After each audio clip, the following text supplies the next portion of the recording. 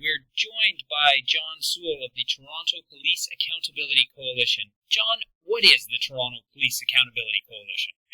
Oh, we're a group of people who, for about 10 years, have been trying to concentrate on issues of police policy and police expenditure in the Toronto area in a way to try and ensure that police are more accountable to the public. John, I know that the raise that the Toronto police officers will be getting has been in the news, but I know that your group has some other concerns about the way the policing budget is spent. In particular, your newsletter has pointed out that the citizens of Toronto pay for 28 hours of policing in every 24 hours. Yeah, it's a bit odd. Can you explain why that is? Yeah, well, one of the things that the Police Association, which represents the police rank and file, has done is they've negotiated with the Police Services Board to work out a schedule for shifts that officers work. And the result of their discussions, and it's been going on for many years, and it's taken various forms, but it now stands at the fact that police will work in 3 different shifts every day. There's one 10-hour shift during the daytime, and one 10-hour shift during the evening, and an 8-hour shift during the night. So, and how does that compare to other emergency services? Well, I think most other emergency services work in various kinds of shifts that only add up to 24 hours during the day.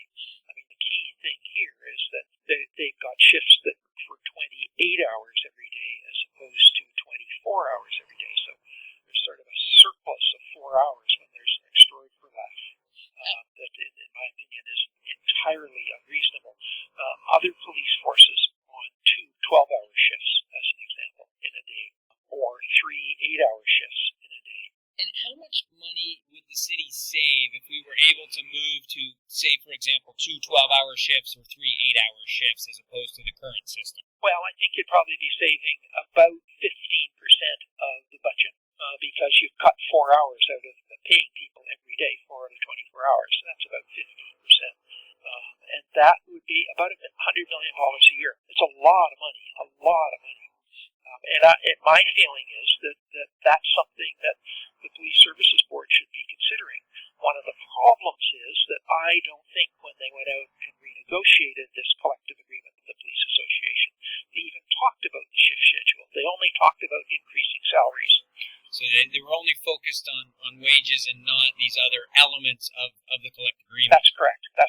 And I think that that's a very, very significant problem. And in my opinion, it's a real question of how you spend money. It's public money we're dealing with, and we shouldn't be throwing it away like this. John, I want to move to another issue that I know your group has dealt with, the topic of how the Toronto police force uses strip searches. In particular, I know after the G20, there were allegations from some of the detainees that strip searches took place more than 12 hours after they'd been detained. One woman alleges her bra was taken away, I think, because it had an underwire. And there was the feeling, at least among detainees, that the strip searches were punitive and weren't related to any operational requirement. It was a way of punishing detainees. What concerns does the Toronto Police Accountability Coalition have around the way strip searches are conducted more generally in our city? We think that the police are using strip searches much, much too often. We don't have the exact data on how many people are strip searched, but it's probably in the order of about half the people who are arrested are strip searched by police. We think that's way, way too much. The Supreme Court of Canada, in a decision that was issued 10 years ago, said that strip searches should not be routine, that they should be relatively rarely done, only when there's a very strong suspicion that somebody is trying to hide something. But we don't think that's what the police are doing. We think they're just doing it as a routine thing, and maybe as a form of punishment, that sort of thing, going after people, trying to intimidate them, all that sort of thing. And we think it's improper. We had actually made a suggestion to the police board that before you can do a strip search, you should have to do a complete frisk down, where you're sort of patting somebody down, and you have to report, having done the pat down, why you think a strip search would be necessary. And we think that if that was the case, that in fact most police would be able to prove that they had found something on a pat down search that required a strip search. But the police board had no interest in doing that whatsoever. They continue to simply want to do what they've been doing, which is to strip search an awful lot of people.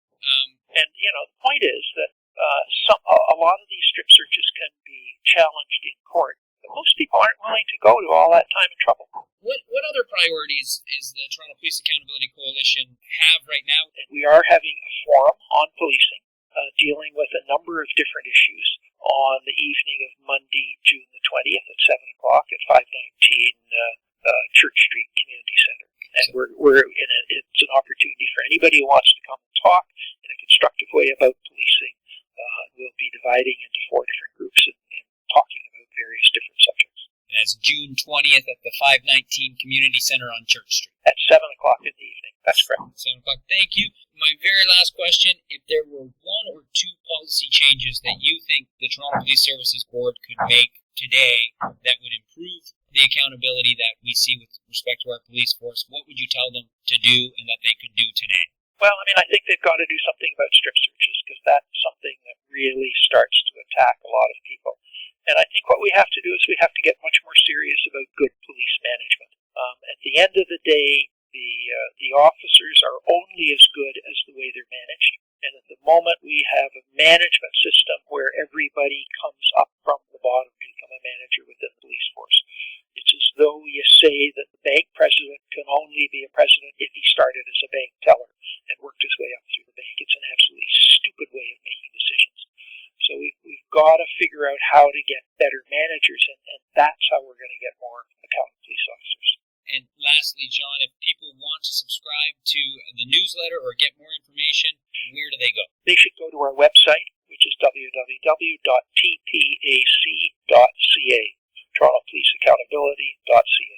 Thank you so much. Thank you. Bye-bye.